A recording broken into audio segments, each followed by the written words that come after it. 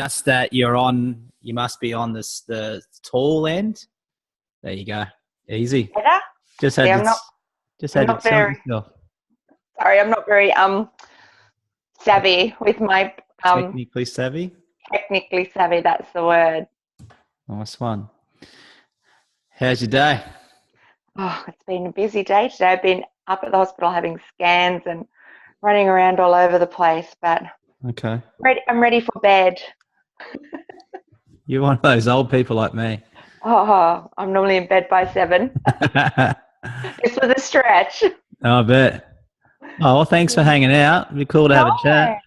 Yeah, very good. It's great. I love all this social media and getting out there and spreading the word. Exactly. I'm just trying to organise my audio. You're coming in very loud at the moment. Oh, is that me? Should I turn it down? No, it's all good. I'll sort it out. All good. Is that better?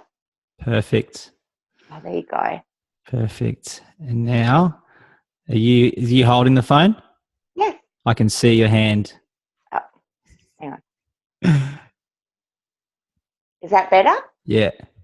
Okay, cool. You're not going to hold it the whole time, are you? Oh, bloody hell. What am I going to do? You'll be ripped. You'll have massive shoulders and arms by the end. Can you tell I'm holding it? What about if I sit like this? Hang on. That's all good. Better? Okay. Perfect. Cool. So, whereabouts on the Sunshine Coast are you? You're on the coast, I'm assuming.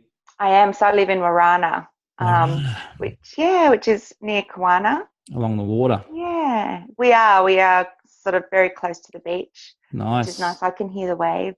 Can you? Yeah. Do you get out to the beach? Are you a beach goer? No, my husband is. He surfs. He just got back from a 2-week surf trip in the Mentawais in Indonesia. True. By himself? Yeah, he went with his mates. Geez, you're a good wife, eh? Oh, he had it planned for about a year. Wow. So, yeah. What I like to let him get out of the house every now and again. Good on you. What did you do for 2 weeks without your hubby? I had to start a new chemo treatment. Isn't he a bad husband? Yeah, exactly.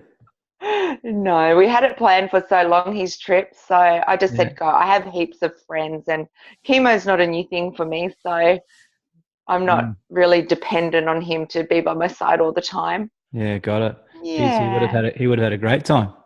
He did, but he felt very guilty, the poor thing. He kept texting me saying, how are you? How are you? But no. In between Indo waves, the guilt would have got the better of him. No, I don't think so. Nice one. Yeah. So what do you do if you're not at the beach? What do you fill your days with? Just hanging around, really. You know, I've got my dogs and my little Bengal cat Lucy. She's right there. Nice. She's really cute. And I've got Kai, my son. He's 10, so you know, I do a lot of stuff with him. A lot of sports. He does a lot of sports. So he looks like a pretty active kid. Yeah, he just finished a OzTag Tri-Series this weekend. So he got scouted. So his team came first for the Tri-Series. So yeah, he's a busy little boy. He's my reason why I fight so hard to be healthy. That's awesome. Yeah. So always on the coast. Where did you grow up? So I grew up in Canberra, actually. So Canberra. Canberra. Canberra's a lovely place. If you it is not. Don't be nice. It's horrible. You're 75, it's great. Exactly. It's a massive retirement village. That's right. It is. But yeah, I moved up to the coast about it'll be 20 years ago in January. Yeah. Okay. So whereabouts in Canberra were you? So I was in I grew up in Holt. Yeah. But I sort of lived around the Ngunnawal area as I got older. Okay. Yeah, and so I had you were there till teenage years? Yeah, well, I had my son down there. So I have a son that's 22. Okay. Yeah, I call him my Coogee Bay baby. Because that's where I met his daddy. Yeah, right. And that's a previous marriage? No, just a previous relationship. Yeah. So what's his name? His name is Mal. Mal. Oh, my son's name? Your son, yeah. Oh, not the other one. He's Aiden. Yeah. Aiden, lovely. And he's 22. Okay, and he's still in Canberra? No, he's here on the Sunshine Coast. Oh, he's there. He doesn't live with you guys, so.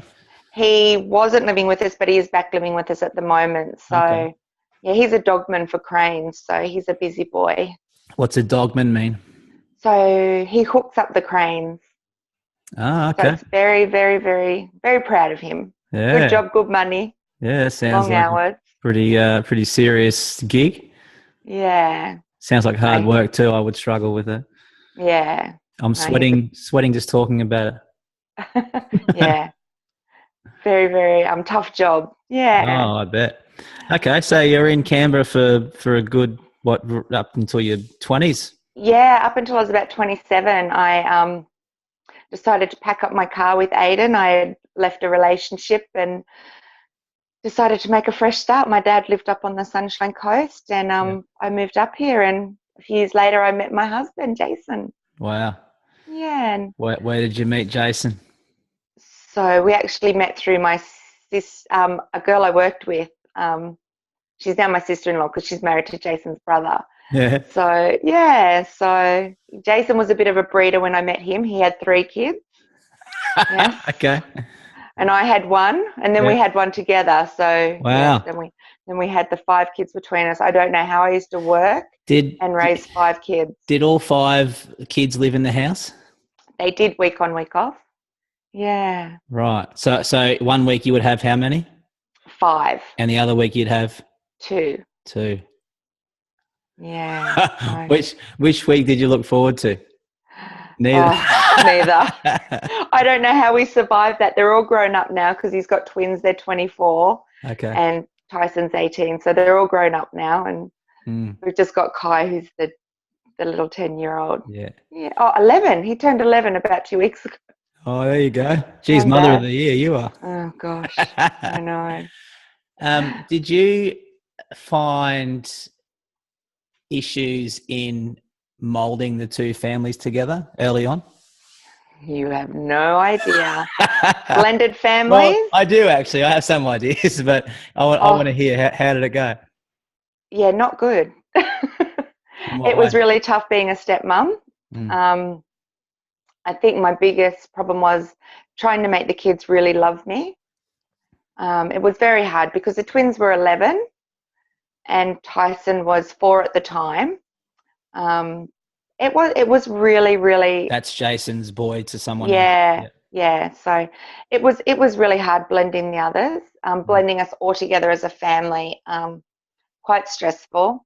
Yeah. Because Kai wasn't around then, I'm assuming. He wasn't, no. But coming into a family where there's 11-year-old twins, I mean that's a big hurdle for them to, sort of. They've always got in the back of their mind that maybe mum and dad will get back together. Sure. I don't know. It was difficult, but we made it work, and it worked. It was hard. Don't get me wrong.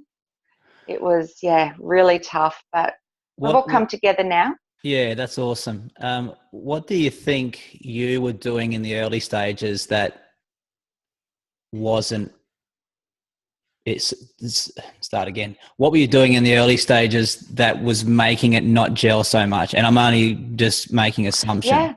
Yeah. Like if you could do something differently, what would it be? Is what I'm trying to say. I think I wouldn't have tried so hard to make the kids love me. Or probably I had to discipline a lot because Jason worked in Brisbane. Right. So he would leave early and I would be at home getting kids ready for school, going school drop off, going to work, picking up from after school care, coming home, making dinners. Wow. So you'd have 4 kids, only one of which was actually your biological son. Yeah. Yeah, okay. And, he's... How old were you at that point? Me? 30. Wow, 31. you were just a baby yourself. Yeah, 31. So, and Jason and his ex not having a really great relationship, and being the new girl on the scene. Yeah, it was hard, but everyone's great now. We all get along. Even the ex, Yeah, no, she's lovely, and yeah, no, everything's really good now. But it took a long, long time. Exactly. When did you know things were changing? What sort of things were happening so that you knew that this is where it should be now? I think just as the kids grow up and they can sort of understand where I was coming from as a stepmother, and you weren't coming trying into to their be their family. mum. You weren't trying to take I her think, spot. no, not at all. But we had a lot of hurdles to get over, especially, I got diagnosed with breast cancer when I was 35, and not long after that, I think it was about, oh gosh, that was in 2009, and then in 2013, Jason's son Tyson, who was 11 at the time, got diagnosed with a brain tumor. Oh God. So, but he had 10-hour neurosurgery, and it was actually a tumor on his brain stem. The poor kid. We can laugh about it now because he actually got anorexia, and we had him going to counselling. Every time he ate, he would vomit. And a lot of people, if they're listening to this and if they've got a child that, is vomiting after eating and has headaches and things like that, you've got to really speak to your doctors and get it checked out, because it went undiagnosed for a year and a half. Wow. To where he was 12 and weighed 22 kilos. How often was he throwing up? Every time he ate. After every meal. So where his brain tumor was on his brainstem was on his gag reflex. So every time he ate, his body wanted him to purge it. And I used to bang on the toilet door going, "Stop vomiting!" And I used to feed him Weet-Bix with cream and trying to fatten him up. Wow. But they finally took notice and put him in, and they started nasal feeding him. And then a pediatrician decided to do a full MRI, and that's where they found the brain tumor. But so he was lucky. Exactly. He's 11 years old, and every meal he's throwing up. Like, did you? And that's guys, not an exaggeration. Yeah, that was happening every meal. Yeah. What was Jason doing? Like, did he just assume that it was anorexia, or we that's what we were told. I was told by a doctor, "Donna, stop being so worried. He's got an eating disorder. They're going to put him in hospital." They did, yeah. No one ever said, "Let's do a MRI or a CT scan," even though he was vomiting, he had headaches. He was a really unwell boy. When we found out, I actually thought he wasn't going to make it because he was 22 kilos and he was 12 years old. Exactly. Yeah. And like, was he still going to school, and was he still, playing with the kids and stuff, or? Yeah, but he you could see his knees and his elbows, and so he still had energy. He still had energy, not a lot of energy, but he's great now. He's doing landscaping and working full time. How old is he now?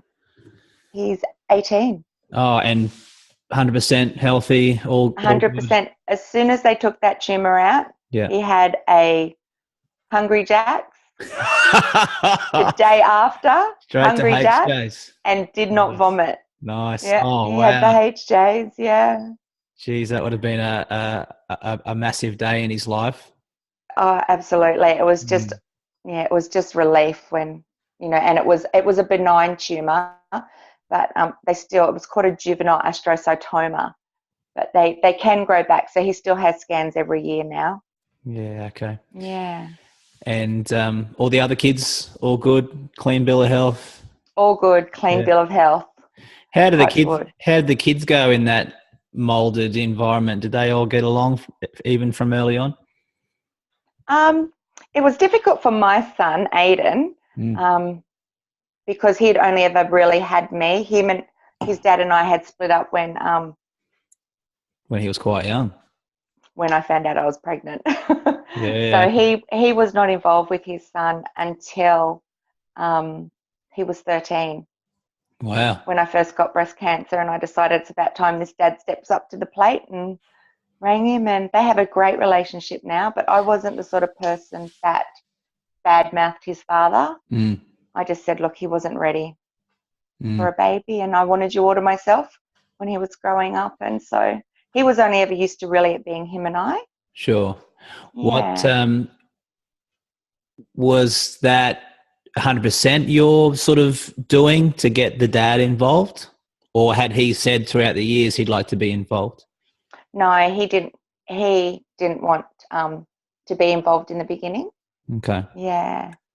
So even up to 13, he never really tried to.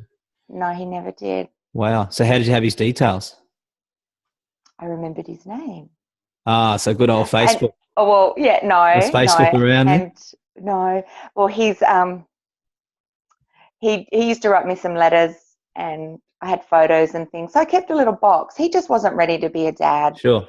So, it was just something we did together, and I wanted to have him, and so I did it on my own. Got it. Yeah. And you held no resentment towards him for not being there? No, I didn't. No, because I just thought, why? I'm not that sort of person. Yeah. I just, I wish things could have been different, but they weren't. So, I worked full time. I gave him everything he ever needed. Yeah. He never wanted for anything. So, do you think that Aiden would have liked to have had his dad around in those early years? I don't know. It never seemed to bother him. And even when I did speak to his dad, when I got diagnosed with breast cancer, I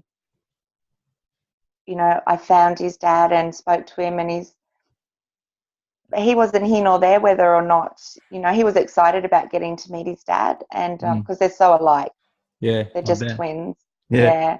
And they're great mates now. And, I hadn't seen his dad for all those years, and, things are great now. Aiden goes to see his dad who lives in Sydney, and yeah. That's awesome to hear. Yeah. Why did you want to contact his father when you found out you had breast cancer? I was scared. I didn't know what the future held, and I was with Jason. We weren't married yet, and we weren't even engaged actually when I first got breast cancer. But I just thought it was time, and time for what? For Aiden to meet his dad, and that sort of gave me the little push, well, to find him and see whether or not he wanted to be involved with Aiden, and he did. He was, he had, thought about us over the years, and yeah. That's great. Did he have another family? Unfortunately, he never had kids. So he is married, yeah. Okay. But no, so he does have Aiden now, and yeah. Oh, good. I'm really glad to hear that all worked out. Yeah. Cool. How often does he see his dad? Oh, look, when he was 13, he was going down to Sydney a few times a year. Yeah, but nice. Now he's 22. He went down not that long ago, but he hadn't seen his dad for about a year, but they talk all the time. And sure. He's at that age now where... Yeah, he works, got a girlfriend. He's got his own life to live now. Yeah. Got his own problems. He does. Cool. So, so speaking of, getting married, when did you and Jason get married? Jason actually proposed to me a week before I was to start chemo back in 2009. So, what a guy, hey? What a guy. How did he propose? He proposed just in a restaurant, just got down on his knee. Wow. But it was funny because it was a restaurant full of marriage celebrants. We didn't know at the time, but it was a seminar or something, and they're all at this restaurant for dinner. Oh, and so after he proposed, we got about 10 cards. You get so some it was really funny. half-price vouchers or something like that. Yeah. So we ended up getting married the following year. Yeah. And, life just went back to normal, worked, had the kids, and then, all of a sudden life changes again. Yeah, right. Yeah. Okay, so 2009 he proposed. He did. Yeah. And no, 2008 he proposed. We got married in 2009. Sorry, 2009. Yeah. Okay, got it. What changed? Tell me about that. From not being married, just living together, to getting married. And I've asked this question to lots of people, but for you, what changed when you got married? Nothing changed. Well, nothing changed for him. Why? For me, I wanted to be his wife, and I wanted to be able to say that's my husband and have his surname. I know I'm old-fashioned that way, and he was my person, and I just wanted, What was your surname before Penny? Marriott. Marriott. Marriott. Got it. But I always get called Penny now. Whenever Penny, I always get called Penny because people look at my name, Donna Penny, and all of it, they just think Penny. I've even gone in for surgery before, and they go, "Are you ready, Penny?" Oh, you're joking. Sure you've got the right person? If they can't get your name right, how's the surgery going to go? I know. Cool. Yeah. So let's talk about the breast cancer then, if that's all right. Yeah. When did you first sort of realise that there was something not quite right? So I actually found my lump when I was 30, and went and saw a doctor and had a mammogram and an ultrasound, and they couldn't find anything. They just said, "Look, you're too young." The mammogram didn't show up anything. When the lady did my ultrasound, she sort of really scanned really quickly and said, "No, there's nothing there. You're fine." And so I just went on with life, and I met Jason, and then one day Jason and it was really funny because I was watching, believe it or not, I was watching reruns of 90210. Oh, as you do, yeah. As you do. And Shannon Doherty's auntie had been diagnosed with breast cancer on the show. Got it. And I said to Jason, I've got that lump and it's giving me so much grief. It was aching a lot. And I said, I'm going to go and get it checked out. So I found a beautiful doctor, and this is in 2008, and she's still my doctor to today. And she could feel it. And so she did the triple therapy, which is a mammogram, ultrasound, and fine needle biopsy. Nothing showed up on the mammogram, but because of my age, when you're younger, your breast tissue is quite dense, so it's harder to detect. And from that, I had an ultrasound which showed the lump, and so I had a biopsy, and went away and went to see her on the Friday to get the results, and I just didn't think it was going to be anything. And I said to Jason, "You better come just in case." And it was a Friday, and it was the last appointment of the day. And we went in to see my doctor, and I sat there, and she said, "Oh, I haven't got your results back, Donna, but let me have a look and see if they've come in." And then she said, "Yep, they're in." And I don't know if you've ever had anything and you go and get results and they normally say, "You're fine. There was nothing there." She didn't say that straight away. She just was reading, and I was like, I don't want to say what I was thinking, but the F word popped into my head quite a few times. And I just looked at Jason and I said, "This is not good."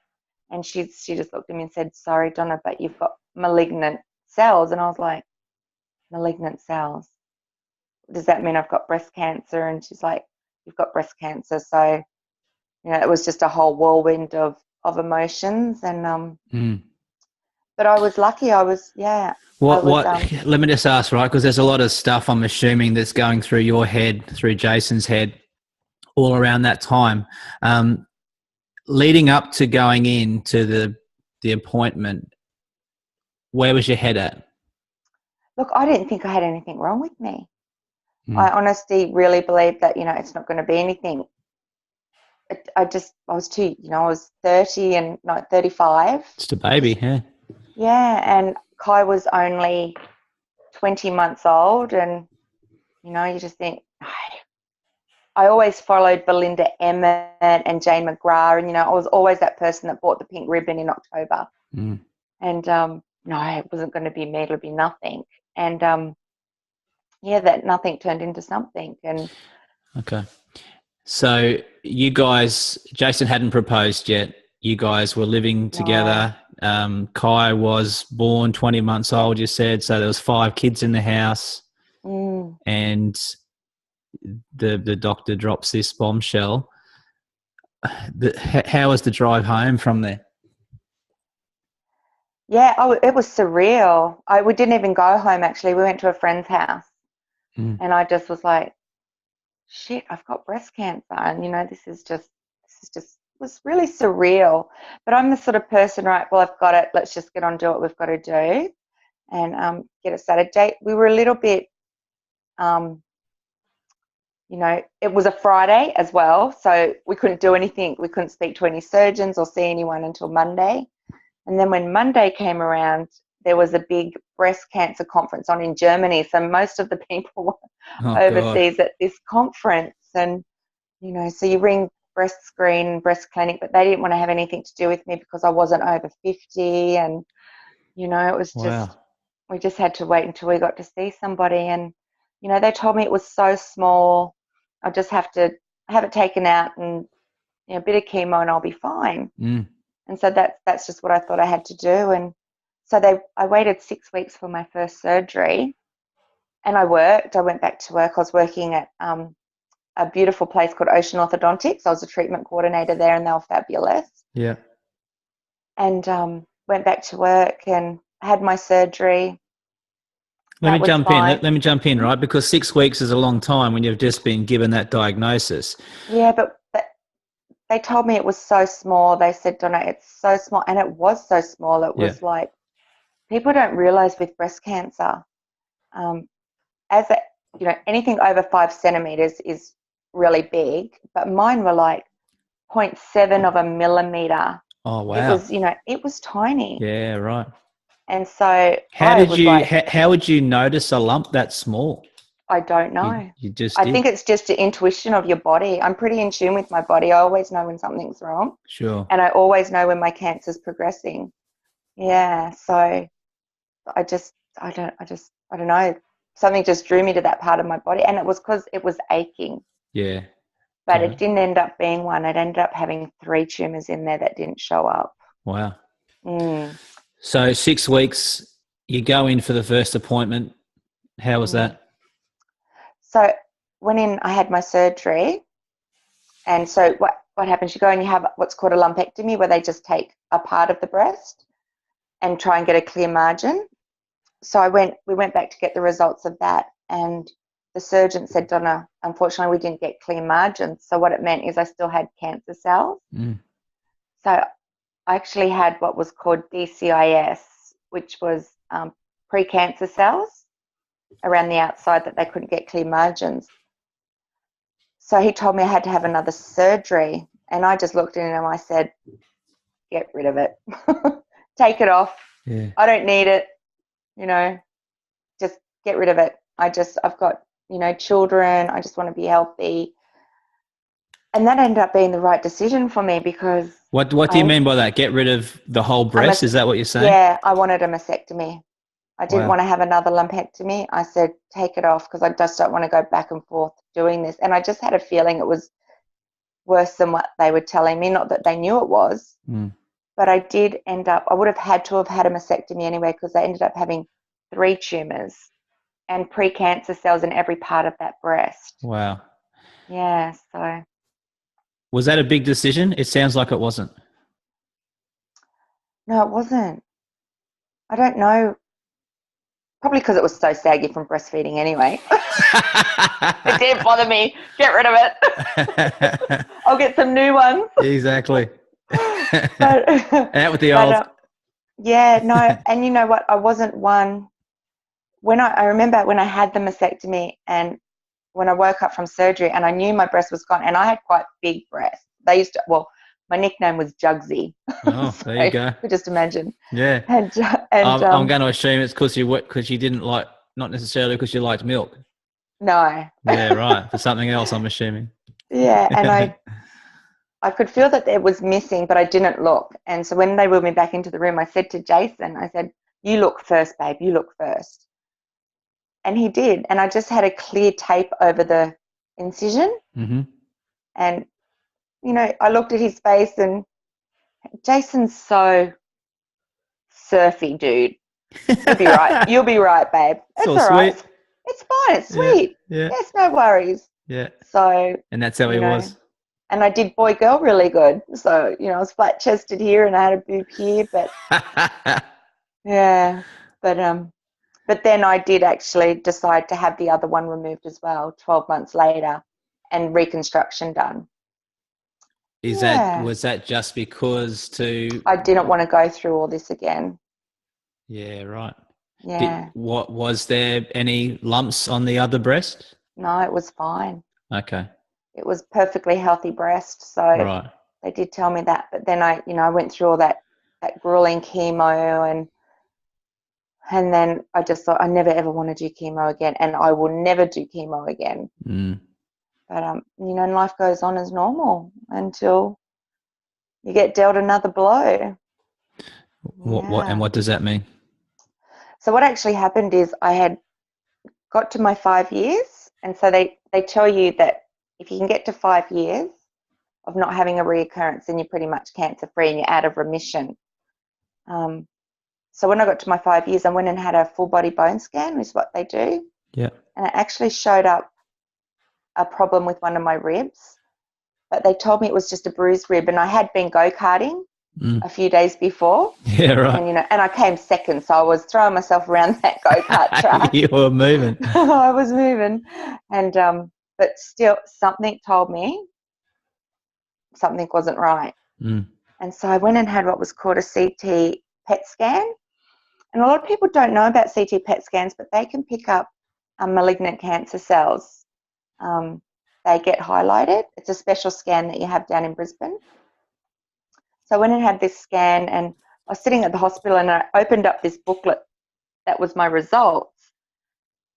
And there was a picture of my body, and I had these big red highlighted parts through my spine and under my armpits. And I thought, oh, what's that? So I had a feel of my armpit, and I had like a massive golf ball in my armpit.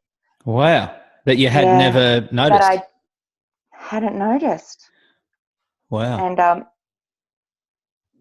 went back to my same doctor and got the news that it was just like deja vu. The results weren't in. She went and got the results. She left the room. Same doctor Same doctor. Yeah, right. 5 years later, yeah. And she came in and she had tears in her eyes, and she said, Donna, it's not good. And I said, what do you mean it's not good? She goes, your cancer's back, and it's in your bones and it's in your lymph nodes. And that's the first time I saw my husband actually break down. And my first words were to her, so how long have I got? And she said, maybe 3 years. That was 4 years ago. Yeah. I'm still here. Do you mind if I just ask some more questions about that? Go for it. Is that okay? Yeah. So in that 5 years, I'm guessing you went regularly for checkups. Yeah. So why didn't this get found out earlier? I don't know why it didn't show up on the bone scan. I think because it hadn't got into the bones enough, and so the bone scan didn't pick up on it. But this CT PET scan picks up hot spots, which are cancer cells, and so that's what found it. So you didn't have one of those scans previous? No, I actually asked for it because I'd heard about it. And you have to pay $450 for it. So if you hadn't have asked, you still might not know. I would know now, but I probably would have picked up on that lump because it was quite large. I don't know how I didn't. Yeah. Saying I'm so in tune with my body. And not seeing that, not noticing that. Sorry.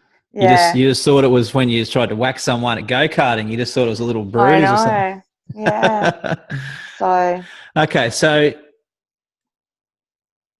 you get this crappy news after, what you've already been through. You've already been through enough, thinking that, you now can get on with living this long, healthy life. And then you get this news. Like, I'm assuming you're just at a point where you go, I've already dealt with enough in my life. I'm going to be able to deal with this as well. Yeah. Is that where you go to, or do you just completely break down and lose it? Look, I don't think I've ever really lost my shit. I don't know. I just don't think I'm going to die. It's a weird thing to have a terminal illness and know that you're sick and feel sick, but thinking that this is my analogy for it, and this is how I wonder how it's going to be for me, is like, you know, when you want to go on a holiday and you're so excited, you're getting on a plane, you're going overseas. Yeah. But before you know it, you're on that plane coming back. Yeah. Big I think to myself, is that what my life's going to be like? Like at the moment, you know, I live life, do all I can. But before I know it, am I going to be that sick girl in bed? Mm. Do you know what I'm saying? It's a really hard thing to wrap your head around. So I try not to go there too much, but you know, I do have days where I do go there, but they're not a lot. My husband doesn't let me. Yeah. It's like nothing's wrong with me in this house. I do That's great. chemo and I still do the washing and clean the house and, you know, do all that shit. Where's my dinner, Donna? Come on. I know. How old is Kai when you find out about, you know, the cancer in your bones? So that was in 2013. So about he was 6 born or in 7. 2006. I think he was about 7. Yeah. Look, I've got my coffee cup. Oh, look at you go. Can you see what it says? I'm trying to read it. It says fighting cancer and still fabulous, and she's drinking a cocktail. I like it. Nice one. So Kai's 6 or 7. Now, what does he comprehend, do you assume, that he comprehends at that age? Nothing really. Because when I got re-diagnosed, I didn't have to start chemo straight away. Yeah. When you've got stage 4 cancer, there's so many misconceptions. And one big thing is people think you're going to die straight away. People think you should be really skinny when you've got a terminal illness. And for a lot of women with terminal breast cancer, it's quite the opposite.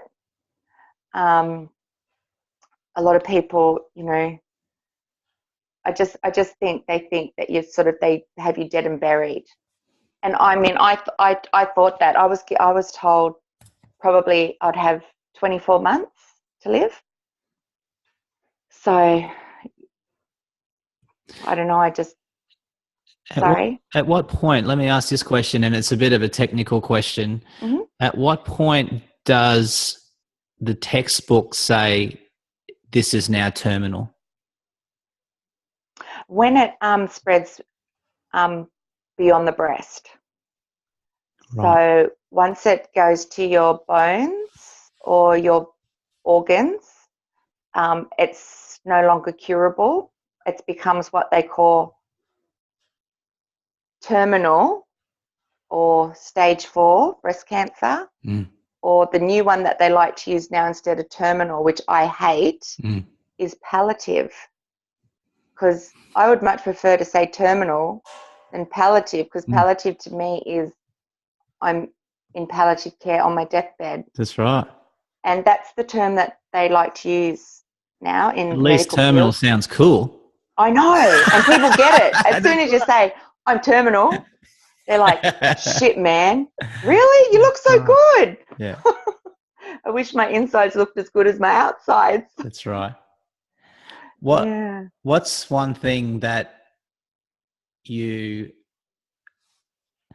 Let me try and word this in the right way.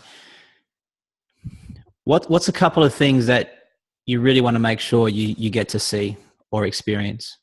Oh, look, you know what, Matt? We never did anything. We have this house that we put all our money into, you know, where the struggling couple with way too many kids. You know. You got that right. We renovated. We wanted to have the kids all have their own bedrooms. So, you know, we renovated 6 bedrooms, blah, blah, blah, big mortgage. Wow. And then this happens and then I'm not working and, you know, Jason's on, you know, an average income. So we struggle to keep the house, but this is Kai's home and this is where he's grown up and this is where our love and life is. And so exactly.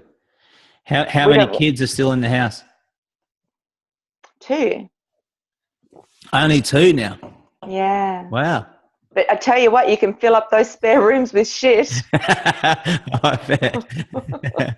What's in some of the spare rooms? Oh, about 4,500 books. Oh, now you're talking my language. Now I'm talking, yeah. Nice. So, yeah, so what were we talking about? See, this is my chemo brain. Yeah, my question was around what your experiences in the future. What are you looking forward Oh, to that's right. seeing and experiencing? Do you know, we've done so much since I've been diagnosed. I've got amazing friends. They did a fundraiser for us. You know, we've been I've we've been overseas a few times. We went to Disneyland last year because that was a Wow. big dream of mine to go to Disneyland. And I met a beautiful lady called Odette who did not even know me, heard about my story, and just felt she needed to do something for my family. Mm. So she actually sent us to Disneyland. She paid for the first 6 days for everything. Serious. Yes, Everything. someone I'd never met. Wow. Accommodation, Disney passes. Wow. We even had a VIP tour guide that only the superstars get because I will not tell you how much it cost. Yeah. You were like the But Kanye and the Kim they Kardashian. thought we were celebrities. They did, because you have this guide Yeah. and you get to go to the front of the line and Yeah. the guide goes on the rides with you. So they're all like, Angelina Jolie just took the kids to Disneyland and she had the same guide that I had. You It was in serious? the paper, yes. And I was like, I'm a Nice. superstar. There you So you go. wear your hat and, you know, all the staff The especially dark think you're glasses someone on. famous. Yeah, because it's very expensive. You get to But we be a didn't, real. You get to be a oh, real rude it was boy and get away amazing. with And it. she's become a real dear friend of mine. She's a beautiful person. That's awesome. That's a Yeah. really good story. Yeah. There's Um, amazing people in this world. 100%. And the Sunshine Coast. It's just an How'd you amazing meet? little community. It really is. Yeah. How did you meet Odette? Um, Through a friend of mine. Yeah. Okay. So you actually know my friend, Kerry Fez. Oh yeah, yeah. Well, I chatted to Yeah. Kerry recently.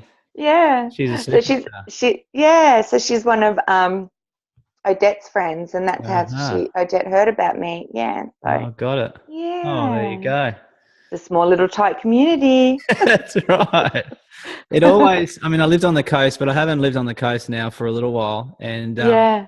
but it always sort of falls back. You actually know another buddy of mine, Angela. I've forgotten her last name. From Steps Yes.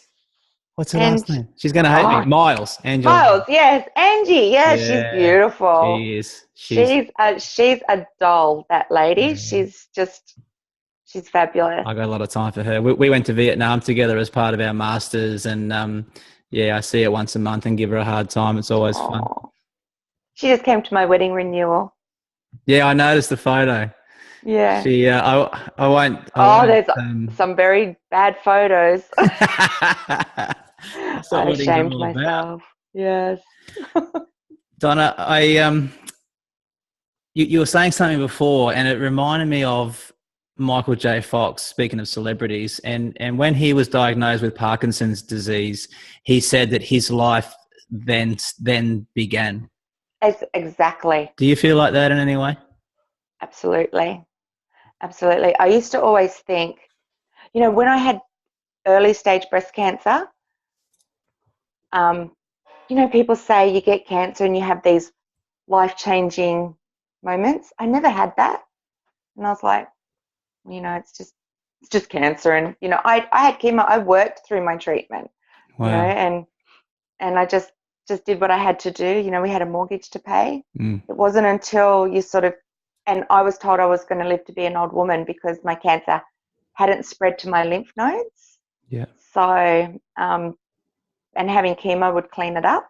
So I thought I was good as gold. Yeah. But unfortunately, you know, statistically, the doctors don't tell you that, and you might not even know this, that women that get diagnosed with early stage breast cancer, 30% of those women go on to be stage 4, terminal. Wow. Yeah, 30%. It's a big number. Yeah, 100%. Why is that? Because they're not getting it checked early enough, or what? I just don't know. Yeah, right. I think it's just one cell can just get left or get through, Mm. and then that little cell just deposits in all different parts of your body. But you know, mine only spread went to my bones, and it stayed in my bones. And my oncologist used to say to me, just keep it in your bones, Don, keep it in your bones. And I'm like, I'm doing my best. So, but 6 months ago, it did go to my liver. So that's the more of the concerning part. Yeah. Donna, do you think you're a brave person? I don't know. People tell me I'm brave, but I think it's just an instinct. And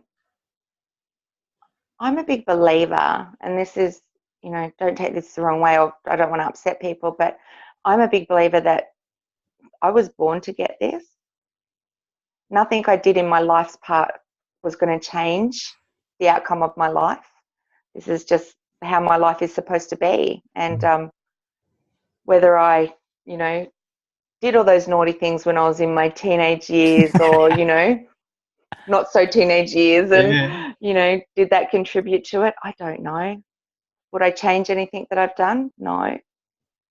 It's just part of life. And, I wish people could understand that when someone is sick with a terminal illness, just to let them just be. And, I know it's really hard for people to sort of understand what someone with an illness is going through, but you do.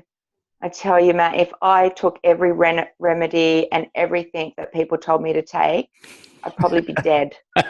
From all the different pills and potions. Eat the asparagus, drink the bicarb soda, yeah, juice the cabbage, do it all. I have watched. Go on, sorry.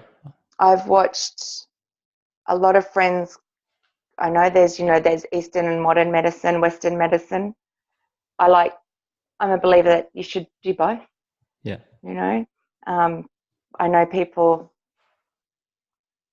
a lot of people that have done juicing, Gershwin, and haven't survived. And I know people that have done chemo and haven't survived. And then there's me that hasn't really changed much in my life. And I just don't know why I'm still around. I'm still meant to be here for some reason. And exactly. When my time's up, my time will be up. I don't want it to be up, but there's nothing I can physically do to change the outcome. Yeah.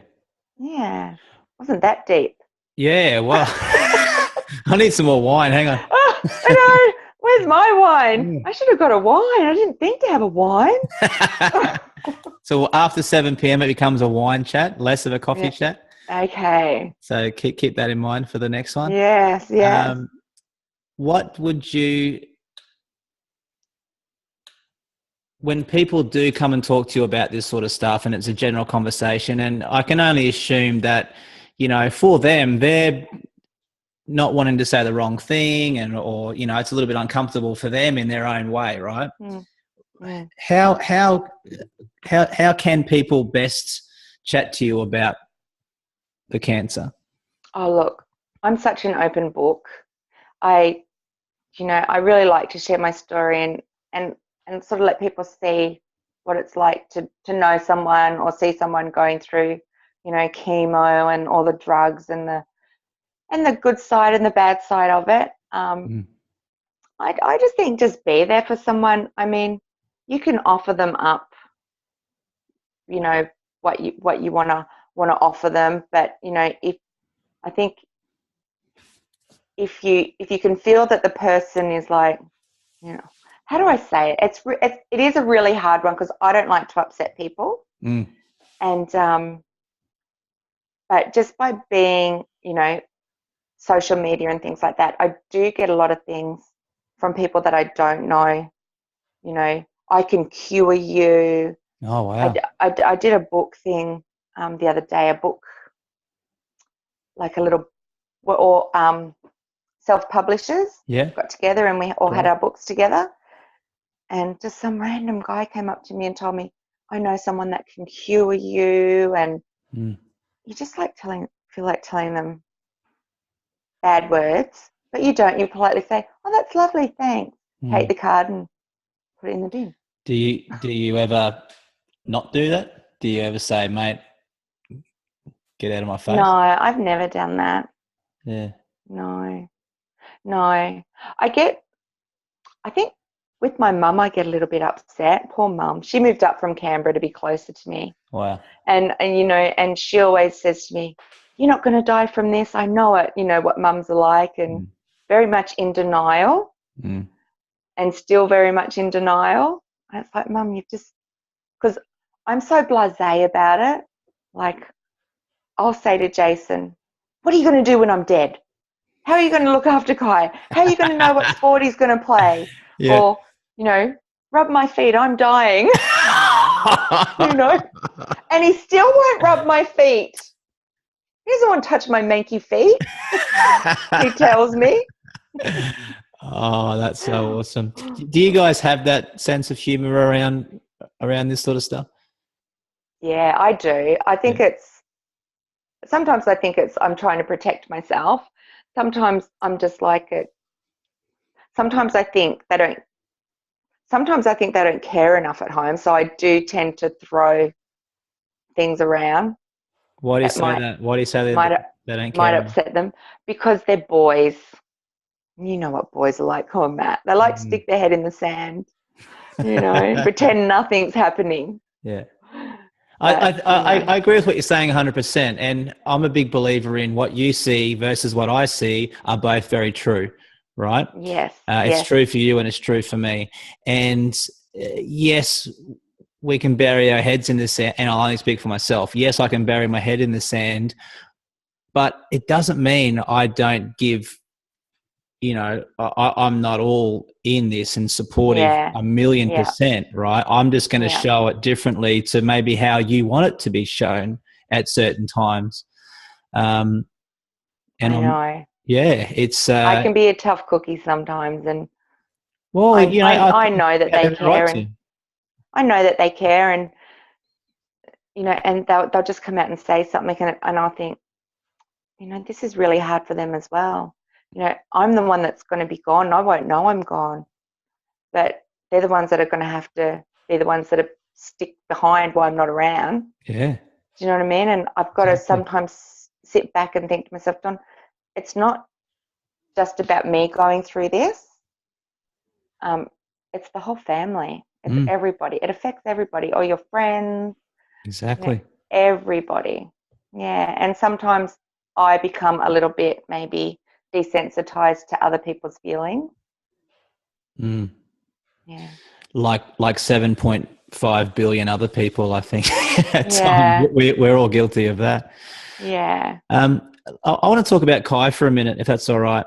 Yeah. And you've written a book, which is, something that I definitely wanted to make sure we talk about. Yeah. I noticed one in the background. Do you want to bring it forward so we can have a look at it? I've got another one here. Oh, there you go. Tell us about the book, Donna.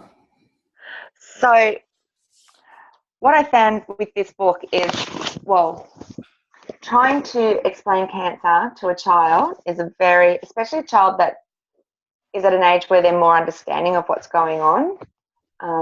I just thought, I ordered books from America and they were really sad and drab and horrible. I did not read them to Kai. I actually threw it away. It was miserable. And, I just thought to myself, you know what? There's a real need for a book, a children's book about cancer. It's not just about terminal cancer. It's a book for anybody. Yeah. They don't even have to be going through cancer to have this book. I think it just makes families and younger kids more appreciative of what they've got and how lucky they are to have a healthy parent. But it's also there to help children that parents with cancer or have a grandparent or someone, show a real family going through the journey. And that's why I wanted to use our own photos with the book. So we had to make it more real, we had a photo shoot done. This photo shoot was done probably 2 years ago, just before I had to start the chemo that was going to make my hair fall out.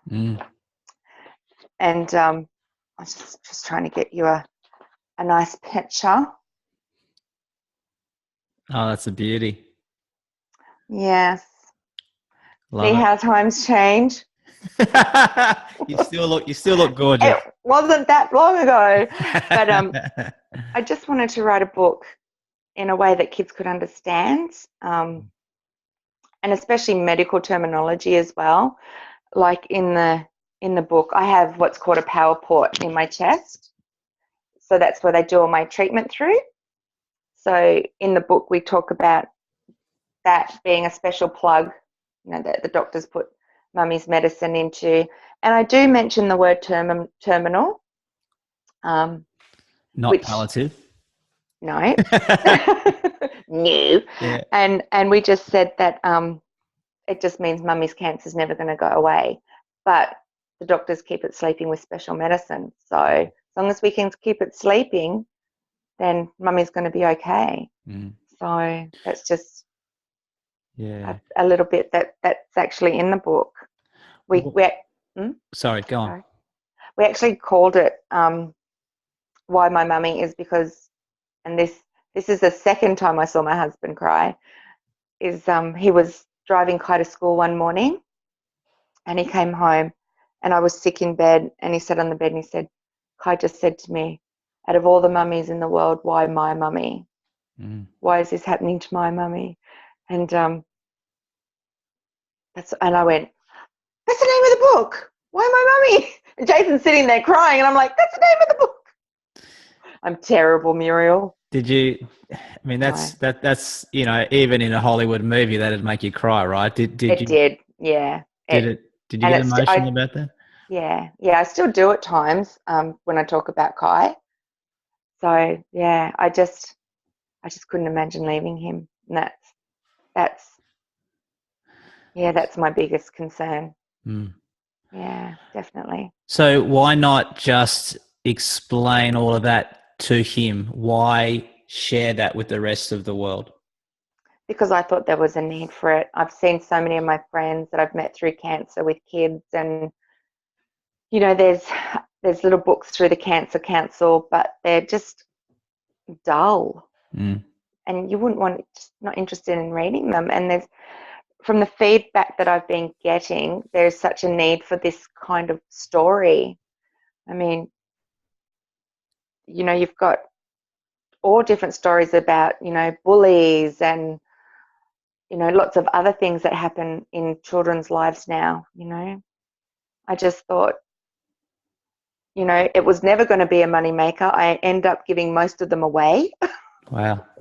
Because I get a lot of women that contact me, that have breast cancer or terminal cancer, and I just send them a book. Just give me your address. I'll just send you one as a gift. Just let me send it to you. So, I just want to get it out there. It was picked up by Carrie Bickmore. I noticed that. How did that happen?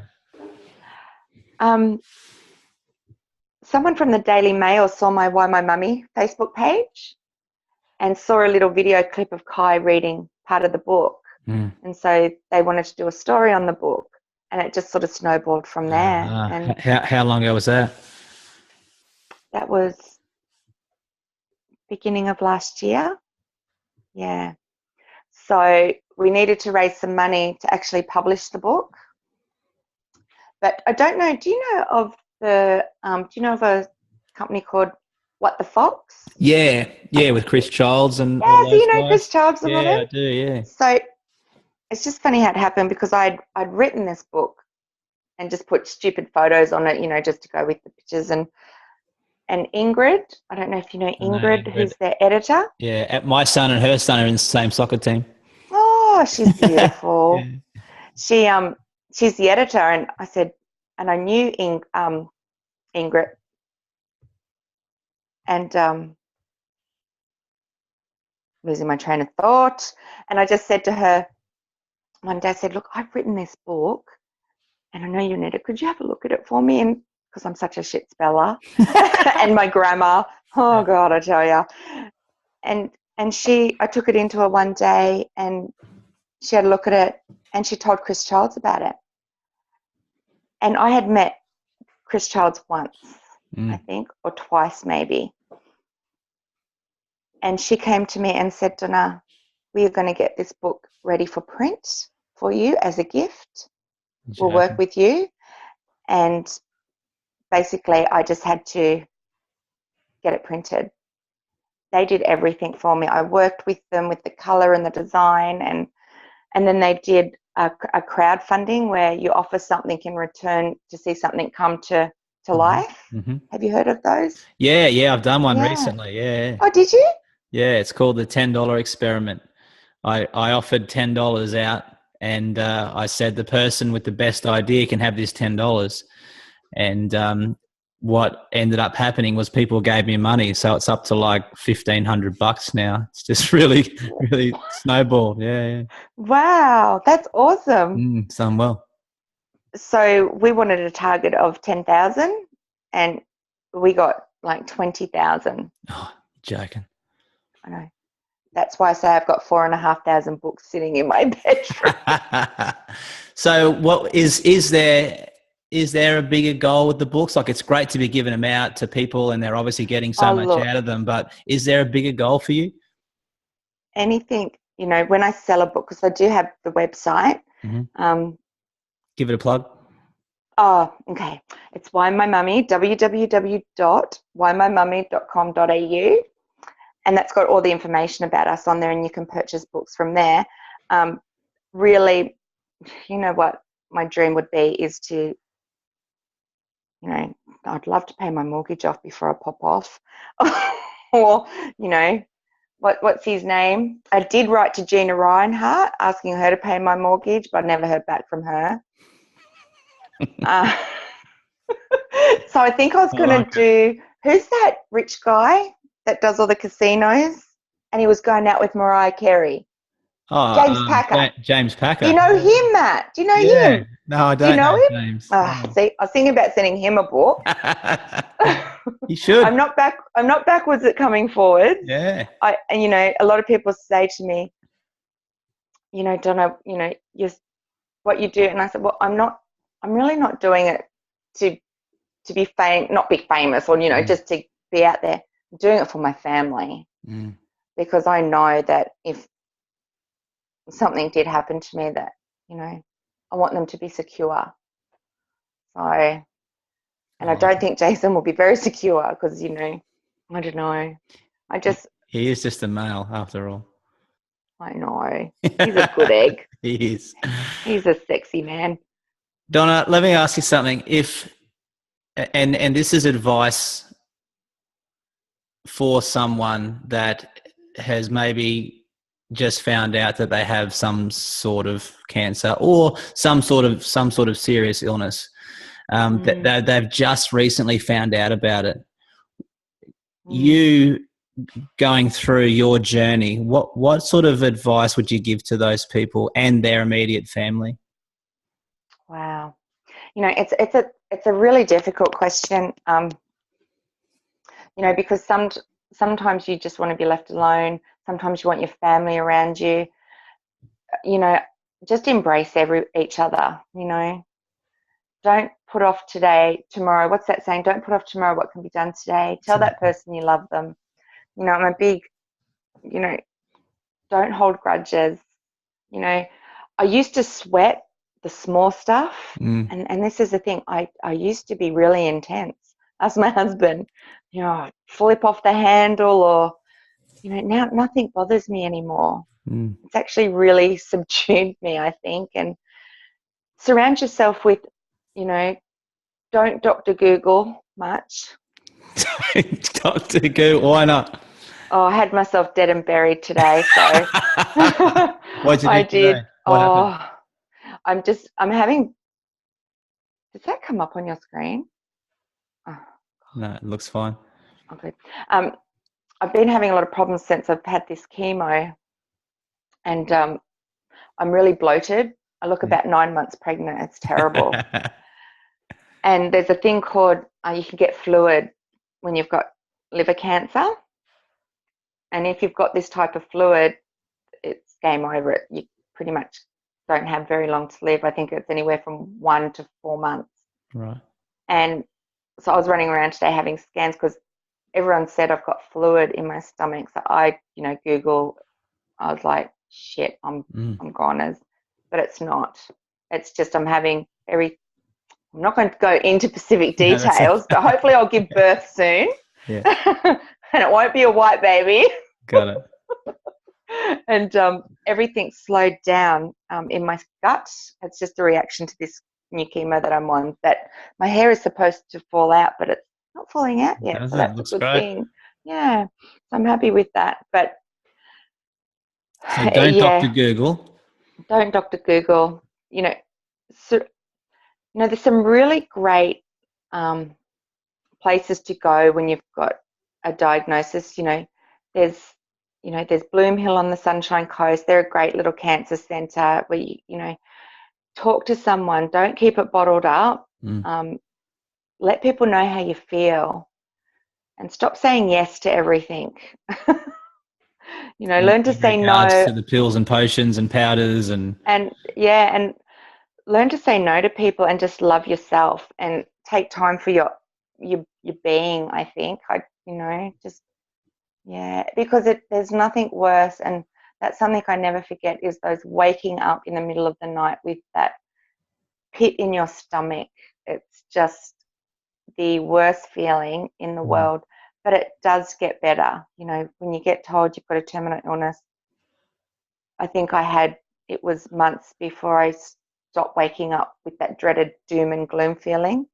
But it does get better as time goes on, and you get used to it, and it just becomes part of life. And it's sort of like, I'm not living with cancer, it's living with me. Kind of, I make the rules, and it's got to stick to them. So you kind of come across as that type of person. It breaks my heart whenever I see someone, a bald person, or someone at chemo, young people. Children getting cancer breaks my heart. And it's such a horrible disease. It doesn't discriminate. I mean, I've had a great life, but I'm only 44. I don't want to go anywhere, but I've done a lot of stuff. But 44, you look about 34. Yeah. So Donna, it's I could easily chat for another hour. I know. It's so refreshing to hear you speak, and I'm sure your friends would already know that. But anyone that's watching this or listening to this would, I think I actually feel quite positive and quite happy about life. And I want to thank you for that, because I asked before if you think you're a brave person. I think you're right. I don't think it's necessarily a brave thing, even though you are bloody brave, but I think it's just your demeanor and your the way you see life. It's so refreshing. Oh, thanks, Matt. Great to talk to you. Let's do it again. Let's do it again. Hey, let's do it when I'm bald. I look forward to it. So send everyone to my Why My Mummy Facebook page and like it, because people can follow my story. I always answer messages, and I'm also on Instagram under Fighting to Live. And whymymummy.com. And whymymummy.com.au. You can purchase the book. It's $19.95. It's beautiful. An absolute bargain. It's a lovely story. I'm very proud of it. Great to talk to you, Donna. Thanks, Matt. Have a good night. You too. Have another wine. Bye. See ya. Bye.